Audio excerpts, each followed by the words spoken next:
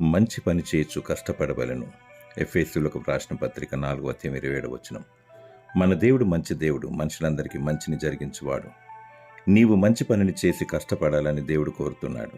అనగా మేలు చేసి కీడును అనుభవించమంటున్నాడు. కీడుకు ప్రతికీడు చేయకూడదు. చెడు కార్యమును కాక మంచి కార్యమును అనుసరించి నడుచుకును. మేలు చేయువాడు దేవుని సంబంధి, కీడు చేయువాడు దేవుని చూచినవాడు కాడు. నీవు చేయు ప్రతి క్రియ దేవుని లెక్కలోకి వచ్చును. వాని వాని క్రియల చొప్పున ప్రతివానికిచ్చుటకు నేను సిద్ధపరిచిన జీతము నా యొద్ద ఉన్నది అని అంటున్నాడు ప్రభువైన యేసుక్రీస్తు.